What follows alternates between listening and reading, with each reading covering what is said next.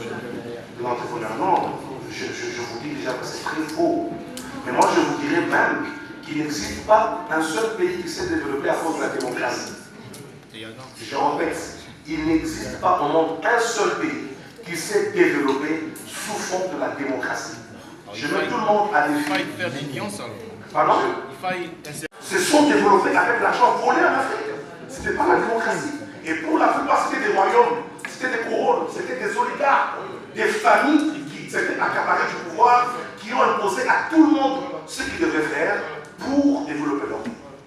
Donc si nous pensons, nous continuons à penser que voilà, il faut des mécanismes, la politique, non. La politique ne développe pas un pays. La volonté d'abord, ta volonté à toi. Laisse-moi dire, comment font les Indiens qui viennent au Congo, bredouillent, quelques semaines après, ils ont tous les bâtiments qui sont du poids de la Gambie. Tu vas à Kumbashi, la même chose. Tu vas à Kolwezi, la même chose. Il faut et des jeunes leaders d'opinion. Nous, jeunes leaders et personnalités des organisations et plateformes de la jeunesse congolaise, de la société civile, entrepreneuriale et des leaders d'opinion, prenons la liberté de s'exprimer au regard de la situation de l'ère qui prévaut dans notre pays et dont la jeunesse ne doit pas rester aphone.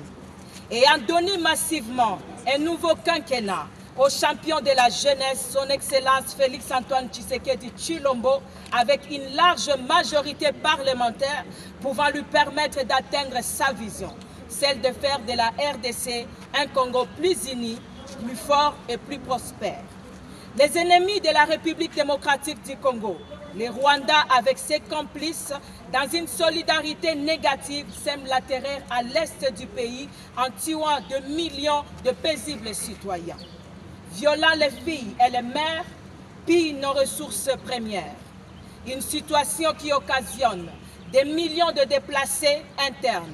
À cela s'ensuit la forte traîtrise et l'infiltration contre notre parti, ainsi que le banditisme urbain dans le phénomène de kidnapping et Kuluna, provoqué à dessein pour déstabiliser les institutions de la République et troubler la quiétude des paisibles citoyens. Face à ce tableau sombre, la jeunesse congolaise réitère sa loyauté et son indéfectible soutien au chef de l'État, son Excellence Félix-Antoine Tshisekedi Tshilombo, président de la République, dans la défense de l'intégrité de notre territoire. Nous restons engagés et déterminés à soutenir et à accompagner nos forces armées de défense et de sécurité dans l'accomplissement de leur mission de la défense et de la sécurité de notre pays. Et annonçons à cet effet la tenue de grandes actions sur toute l'étendue du territoire et de la diaspora afin de dénoncer les traîtres et les infiltrés.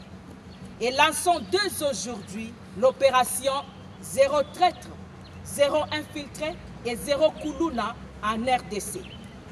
Une opération qui sera menée en parfaite et étroite collaboration entre la jeunesse et les services spécialisés et de sécurité.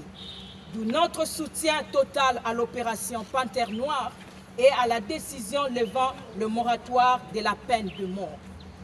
Nous profitons en ce jour dédié au combat de l'un des pères de l'identité et de la conscience africaine, Papa Simon Kimbangu. Pendant que nous célébrons sa mémoire, nous remercions son Excellence, Monsieur le Président de la République, champion de la masculinité positive, pour la nomination de Madame Judith Suminwa Tuluka comme première femme Premier ministre dans l'histoire du Congo devant diriger son gouvernement pour son nouveau quinquennat, dont nous félicitons et souhaitons plein succès. Une preuve par excellence que les cris de la femme congolaise ont été écoutés et exaucés. La jeunesse congolaise, une frange majoritaire de la population, s'est rangée toujours derrière le chef de l'État pour la réussite de sa vision d'un Congo plus uni, plus fort, plus prospère, demande au président de la République, champion de la jeunesse, de bien vouloir nommer les jeunes venant des organisations et mouvements des jeunes qui représentent une crédibilité, un leadership et des vertus morales irréprochables au sein de son nouveau gouvernement, de son cabinet, des mandataires et de la représentation du pays à l'extérieur, et c'est conformément à la résolution 2250 du Conseil de sécurité des Nations Unies, de la Charte africaine de la jeunesse et de la politique nationale de la jeunesse.